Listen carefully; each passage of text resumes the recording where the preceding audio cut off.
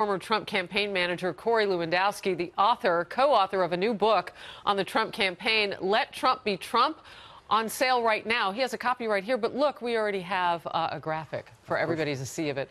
Corey, thank you for being here. My pleasure. So, you know, as we learn more about the situation with the people on Robert Mueller's team, this person who came up, and now we know it's been revealed, was sending out text messages, anti-Trump text messages. I want to first get your reaction on what that means overall as we look at the investigation. What this tells me is that this is part of what we like to call the deep state. Career bureaucrats or government officials who are now in positions of power that are using their power pejoratively against American citizens. And it's amazing to me that this one individual, not only was he sending text messages that were anti-Donald Trump, he's the same individual who changed the wording for the Hillary Clinton final disposition. He's the same individual who interviewed Huma Abedin, not under oath, the same individual who was so involved. I don't understand how one individual in the federal government could have so much authority over an investigation which is supposed to be nonpartisan, done by the very best our government has to offer. It's very troubling.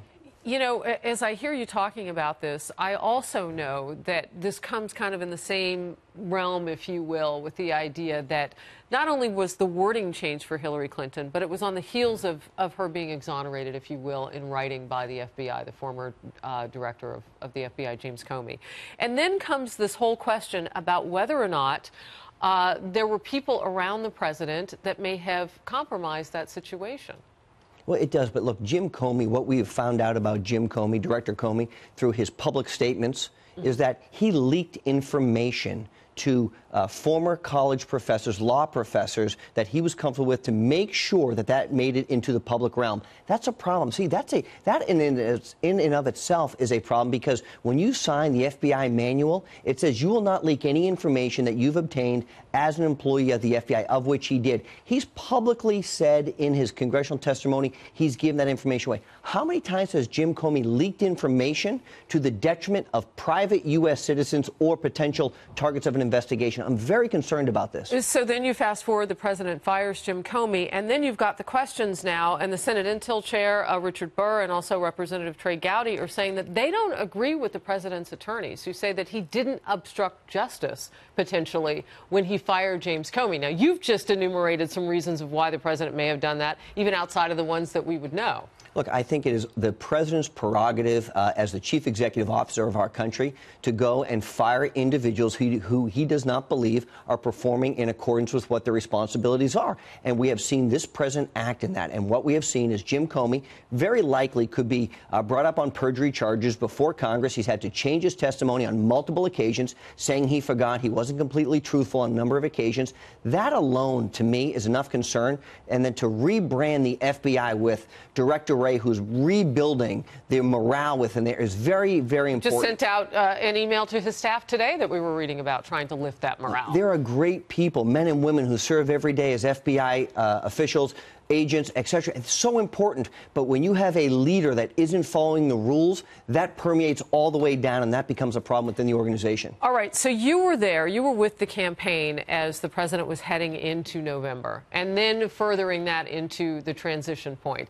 But more importantly, and specifically to someone who we know is part of the investigation, Paul Manafort. You worked with Paul Manafort? Yeah, I did. On the campaign? I did. All right. So there is a push now. Mueller's team is urging a federal judge to deny Paul Manafort's request to shake his house arrest. And then we learn that he wrote an op-ed with someone now, an editorial with a person who reportedly has ties to Russian intelligence. What are your first thoughts on that? Look, my first thoughts are very clear. Number one, anything that Paul Manafort and his colleague Rick Gates has been accused of and indicted for took place some 10 years ago. It looks like they didn't pay taxes, they had wire fraud, they had a whole series of problems that they brought onto themselves, which had nothing to do with Donald Trump. But here's where we are today.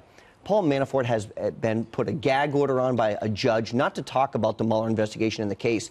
And if what is being reported is true, which means he tried to partner to get an op-ed done to make himself look better with some type of Russian agent, and that is a problem with the gag order, then the judge is going to rule on that. And if that means he has to forfeit the surety bond that he's put forth, that's a decision a judge is going to make. Wow. You know, Corey, I've had people ask me, and now I'm going to put it to you because I have someone who actually knew Paul Manafort. Do you think that the campaign vetted him enough? Did you have enough to work with at that point? Look, the answer is no, and I'll tell you why. You know, Harris, when he came to the campaign, he was brought in to be the delegate hunter, to help us make sure that we had 1,237. He was good at that, by the way. Well, look, he was the last guy alive from 1976 who had ever done this job, right? Oh, my goodness. And so that was the last time there was a Republican contested convention. So his job was to go and make sure that Donald Trump secured 1,237 delegates and became the Republican nominee for President of the United States. That job morphed into him becoming the campaign chairman.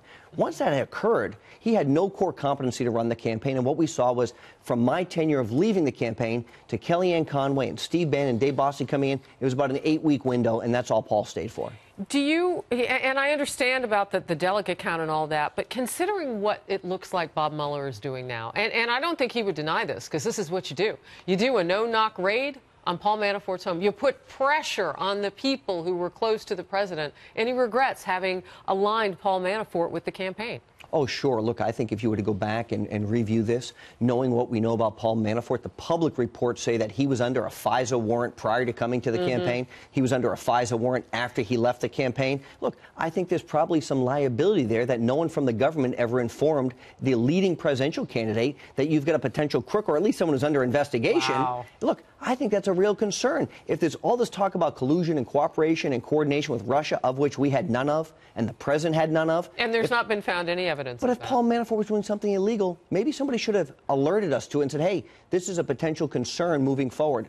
You mean in a more timely fashion than potentially you found out? Well, look, we found out after public reports, basically. Look, the media is how we found out. Can I talk to you about the money? Sure. So it came to us just a little while ago here at Fox News that special counsel Robert Mueller's investigation has spent nearly $7 million in the first 4.5 months of existence. What are your thoughts on that?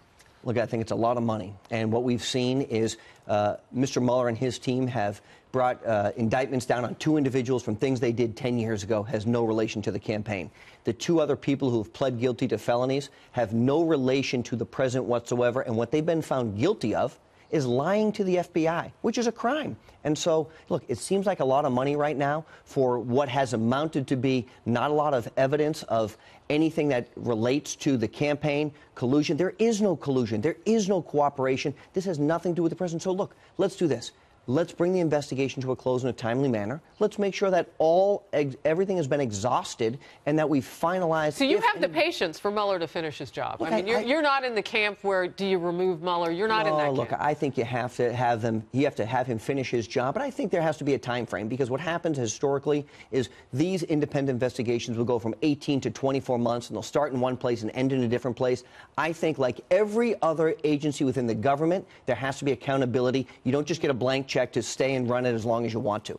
All right, last point. The Department of Justice actually just released those numbers. That's how we come by them. They look at May 17th through September 30th, 2017, $7 million nearly in 4.5 months.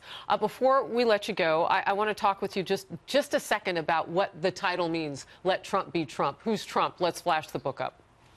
What does that mean? It's very simple. You know, I came to a campaign and had the privilege of working next to a man who'd been successful in real estate, in being an author, a television personality, and now in politics. And what that means is I don't want to change him. Nobody should try and change him. Do you wish he'd tweet less? I don't. You know why?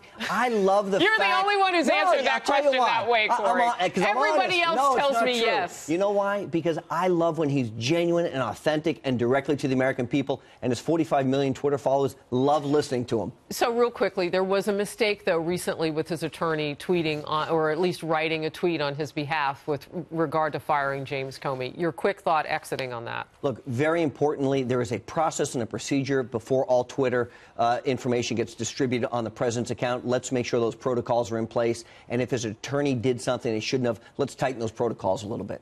Corey Lewandowski, thank you very much. Thank you. Read Trump, let Trump be Trump. All right. And we'll let Corey be Corey. Thanks for coming in.